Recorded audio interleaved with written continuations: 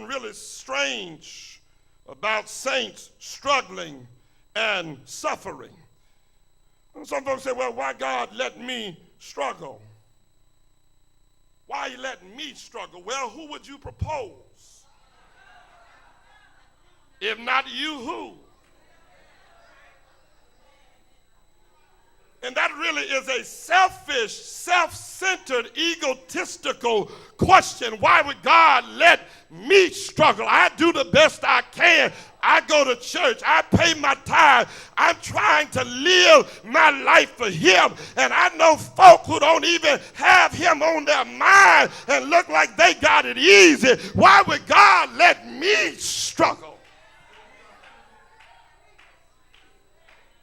Well, let me ask you this question to counter your question. Why would God let Jesus suffer?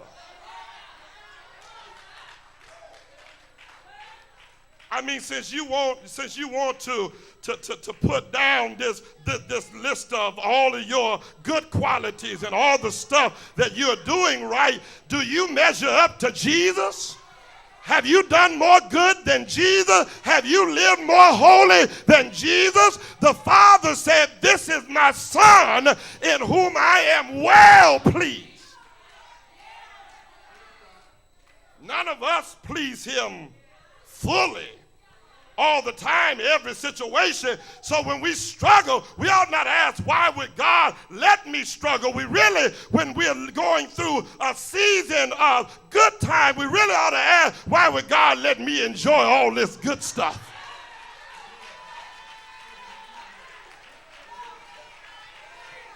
Yeah, that's what really ought to bother us. That's what really ought to plague us. Why would God be so good to me?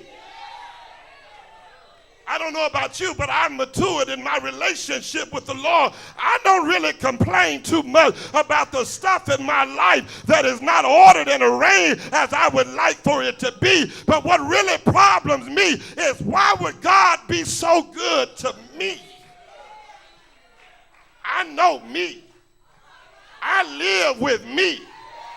I know the thoughts that me struggle with. I know the desires that lurk in me, and I know it's all open to him. Why would he be good to me?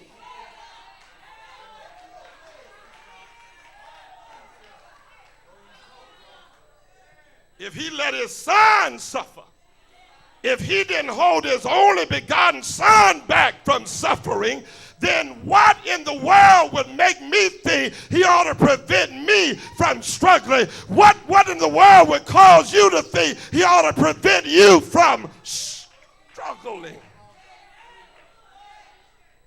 Saints struggle. That's the first reality he opens our eyes to. But then secondly, he opens our eyes to this. Saints struggle, but we struggle with bearable burdens. Yeah, bearable burdens, because notice that he characterizes them in the text as light afflictions. Hallelujah. Light affliction, not heavy, but light. They're not so enormous that we can't bear them. They're really light afflictions. I know somebody don't understand that, because you say, looks like my load is heavy. Looks like my lot in life is unfair. I don't know how much further I can go bearing this weight that I'm under. Looks like the world is on top of my shoulder. What do you mean, Paul? Light afflictions. They're bearable burdens. Let me put it to you like this. Story is told of a little boy who had been given an assignment by his father to move some logs in the backyard.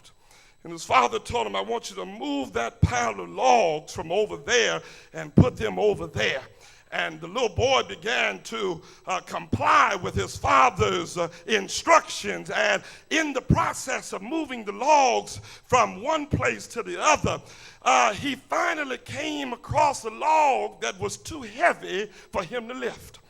And his father stood there all the while watching and observing him as he moved the logs from one pile and created another pile. And he struggled with this heavy log, and he began to cry. And his father said, son, why are you crying? He said, Daddy, I can't move this log. His daddy said, oh, son, you can move that log. He said, Daddy, I'm giving it all I have. I have strained myself. I cannot lift this log. It's too heavy. His daddy said, son, you can move that log. The boy became upset because it appeared that his father did not understand his predicament, that his strength did not match the challenge. And so he began to cry. And his daddy said, son, stop crying and move the log. He said, Daddy, I can't. His daddy said, you can. He said, Daddy, I'm giving it everything I have. His father said, no, you're not. You're not giving it all you have. He said, Daddy, I promise you I'm giving it everything I have. His daddy said, son, you are not using all of your strength because you have not asked me to help you move that log. And if you would have asked me, you've got my strength. My strength is your strength. And the burdens of life seem unbearable when we forget to ask our daddy to help us bear the load. Did not Jesus say, casting all of your cares upon me because I can't stop getting on the telephone calling this person and that person trying to get them to help you, and go down on your knees and call the one who's got all power. Jesus said, my yoke is easy and my burden is light. But he said, come and get in the yoke with me. And when you get in the yoke with him, he bears the brunt of the responsibility. Anybody here know he's available to help you carry your burdens? When you got him with you, I think about the man in the poem Footsteps, and when he looked back over his life and he saw that there were places where there were two sets of footprints, and then the hardest times of his life there was only one set of footprints, and he said, Lord, you left me when I needed you most. And the Lord said, no, my child, I didn't leave you. When your burden got heavy, that's when I picked you up and carried you. Our burdens are bearable, I tell you, because of our burden bearer. But also we can bear our burdens because he opens our eyes to this third reality in his assessment, and that is this: our burdens have a temporary tenure. Because he says they are but for a moment. How long is a moment? Yeah, it's temporary. Life at its longest is short. If you have to deal with a problem till you reach 90 years old, it's still short. It ain't but a moment. Because man is but a few days.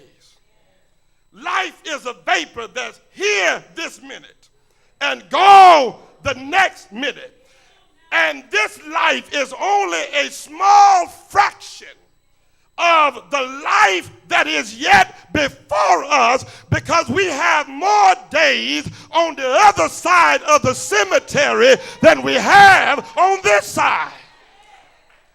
Pastor and I were riding around today, and one of those familiar phrases that we all use every day above ground is a good day. And I said to him, that's true, Pastor, but for the believer, our better days are beyond the cemetery. You see, that's why we have to weigh carefully everything that we grasp and embrace, because if you don't fully look into things, you'll get misdirected and guided. Paul says to be absent from the body is to be present with the Lord, which gives me to know that my best days are not above ground, but when I'm placed under the ground, because I've got to go through the cemetery in order to make my transition to go home and be with the Lord. It is true for the unbeliever that his best day is above ground.